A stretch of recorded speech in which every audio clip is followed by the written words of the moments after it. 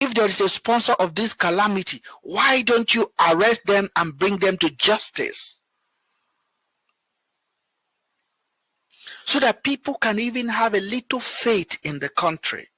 Because for those of us that have faith in the country, that we are even picking fight for those that have lost total, complete faith in the nation of Nigeria, at least give us something to work with. Welcome to rate his government, but anybody who can be honest with themselves will know that this president have actually failed Nigerians. He has failed in every basic area. I watched the video today, and I got the video on my phone because I got sent video, and you can see these guys packing dead body, over 20 dead body, and they were taking them to the state assembly to go and dump there, to the government house to go and dump there because they were angry. The last time that Fulani people were attacked in that state, the president, Fatami, the minister of communication, came out and told Nigerians that Buhari could not eat. I do hope that Buhari will not be able to eat today, now that Fulani people have came out and killed a lot of people. You know, there's something that the governor of Benue State said now, and I really want us to play back again so we can play it. It is very hard for anyone to defend Buhari that there is no agenda. And if you want to say there's no agenda, that this is a political means, somebody is doing these things, then what is the president and his team doing? What are they doing? I mean, this is a disgrace. This is absolute disgrace. I want you to listen to the governor again, the Governor Otom of Benue State. What he said there is very important. It's pushing me to think that what they say about him, that he has a hidden agenda in this country, it is true, because it is very clear that he wants to Fulanize. But he is not the first person who was Fulani president. Shagari was Fulani president. Yaradua was Fulani president. They were the best president in the history. But President Buhari is the worst president when it comes to issues of security and keeping his promises. Go back and check in 2015. What did he say? Human rights issues. He talked about press freedom. He talked about the economy. He talked about corruption. He talked about security. Tell me one thing that Mr. President have achieved. He said the notion that Buhari has an agenda. He said every day is proving. He said, I spoke to Buhari myself. He said he spoke to Buhari himself. That the notion that Buhari have an agenda is becoming more and more obvious. That how do you just say, oh, until there is a ranches across the country for the herders, there won't be peace. What kind of a leader we even insinuate that?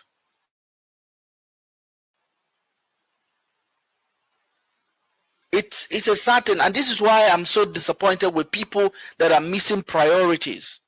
They are missing priorities. The same people that are propagating this now, we get 2023 and they will secure it. And if you are sitting down there and you are saying Tinubu for 2023, what does Tinubu think about all these things? Have you heard Tinubu come out and talk about all this insecurity in the country? No, I just want to be very fair here. When last time did you see Tinubu talking about the insecurity in this country? He's in London right now. When was the last time you hear Tinubu talking about the insecurity in the country? When was the last time you hear him? He's waiting. Tinubu, you are waiting so that Buhari will pass the baton on you. And the sycophant, the poor masses are on the street saying Jagaban 2023. I pity Ona.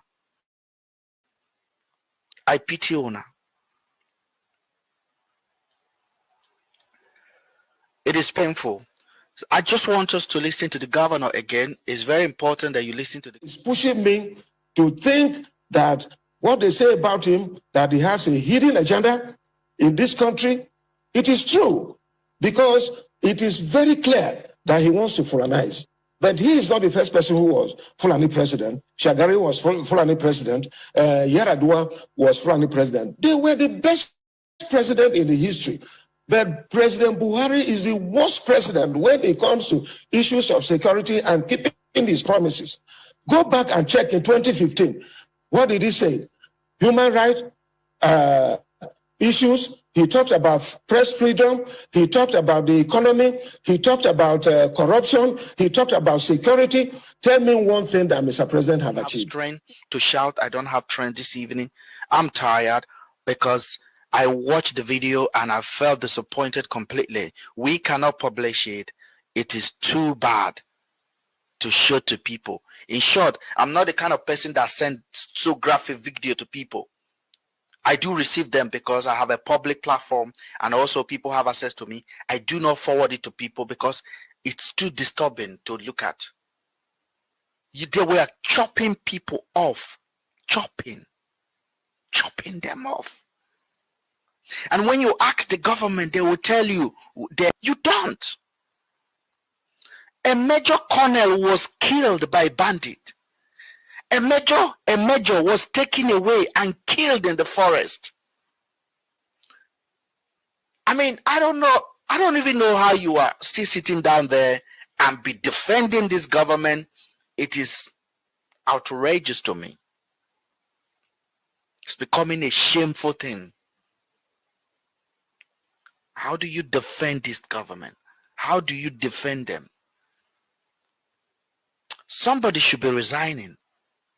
Buhari came in 6 years ago. Just tell me how many ministers of Buhari have given up power. How many has he sacked? How many has he resigned? None. So that means they are doing well. From the Minister of Defense to the security advisor to the president, they all kept their job. Nothing.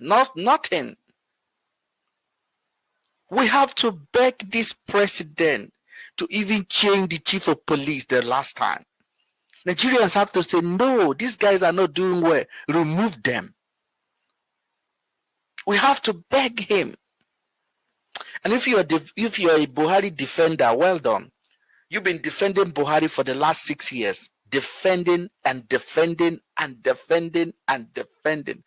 I just want you to sit down and ask yourself, when do you actually go to bed and feel proud of this government? Every time you write some rubbish on Facebook defending this government, you enter your bed crying. I know it because I know it. Except there's something that is out of your head. I know it. You pretend on the social media. You come out and blame politicians and blame, oh, PDP is PDP. What is PDP? What is APC? They are the same. They are the same. And unfortunately, the poor masses don't understand what is going on. The people they killed today are the poor masses. There was no one rich kid among them. There was no one minister children among those people that were killed today or yesterday night, overnight. It's just poor people. Poor families. Poor family. Mourning their loved one, mourning their children. It is a shame, to be honest with you, and I feel sad to even be talking about this.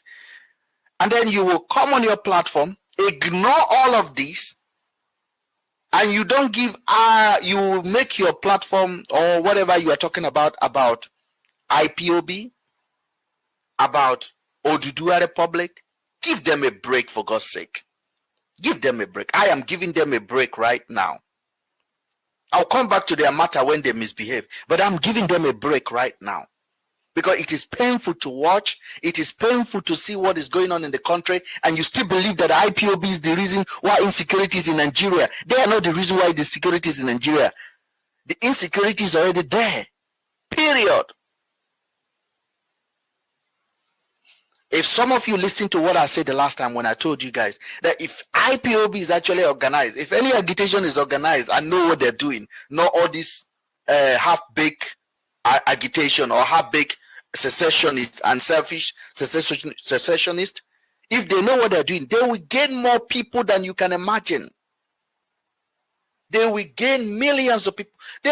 Let me explain something to you. Those of us that are calling one Nigeria, we know we have a problem.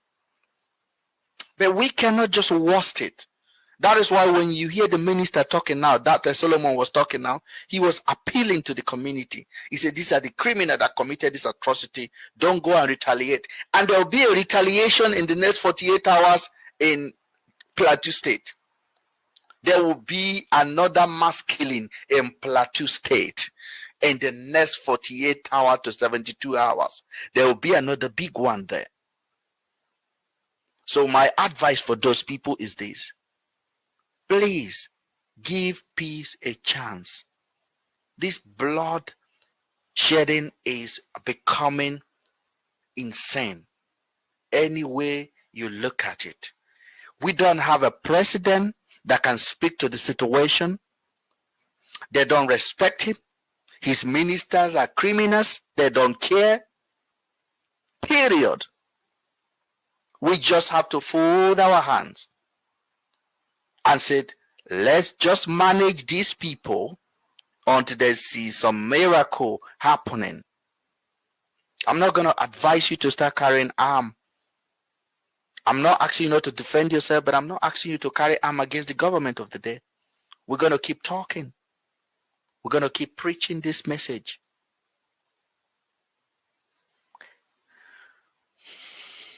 Since yesterday, that we received the news about this calamity that took place in Kaduna State, where they attacked the NDL, kill colonels, kidnap a major, take them into the forest and kill them.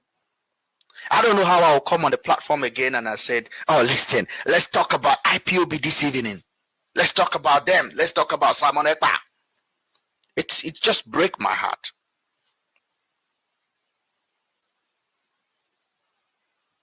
The insecurity that the federal government is causing is the reason why other insecurity are rising up every day. The injustice that we can all see, the unfairness that we can all see. So, ladies and gentlemen, just hold your peace. If you have a voice, keep leading it, keep talking, be rational. Know the fight you can win, know the one you cannot win. I've urged Nigerian young people to go and join politics. And I still mean it. I'm not going to advise you to start carrying arms. I'm a peaceful man. I will not advise you to do what I'm not going to join you to do. I'm not going to advise you to go and carry a weapon when I cannot join you. I cannot live in the comfort of my home in the UK and be advising you to go and carry a weapon because you are frustrated, because you are angry.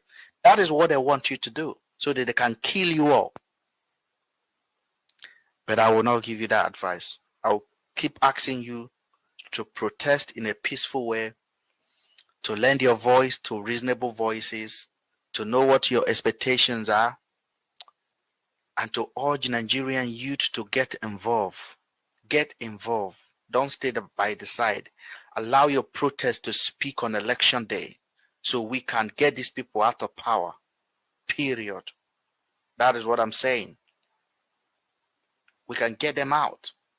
We can get them out because Buhari has failed. He has literally failed. And anybody who is there telling you he hasn't failed, those of us that supported him to power, we are ashamed of ourselves. Not only me. How many of you saw Tunde Bakari the last time? Tunde Bakari almost put a curse on him. Almost put a curse on Buhari. Those are his best friends. Everybody that supported him to power have turned back against him, have turned their back on him. This is strange. So that is why the circle that are in the government have united themselves to be stealing and be eating. We shall see how that works. None of us should be happy about the tragedy. In short, we should be crying. It's painful to watch. It's painful to see. I don't know how many of you have access to the videos and the pictures and the killing overnight that is going on. and people dragging dead bodies on the street like it's a war zone. Even in a war zone, the kind of carnage I see on those clips is unheard of. Those of you that share IPOB chopping up people's head, I hope you also share that to your people. I hope you share it. I hope you share it.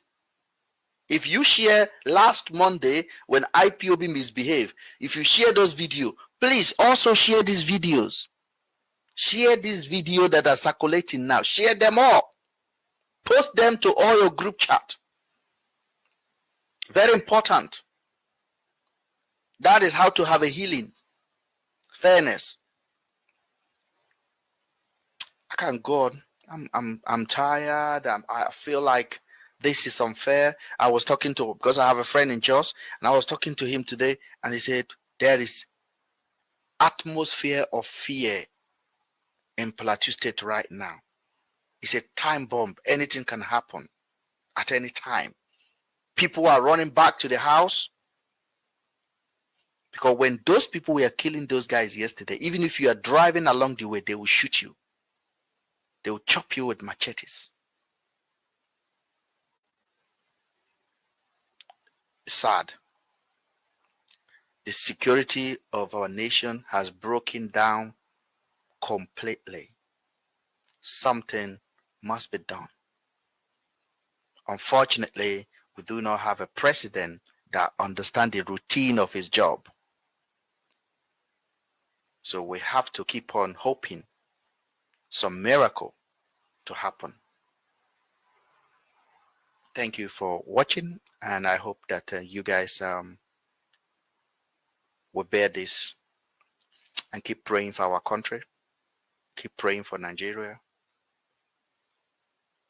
God bless you guys.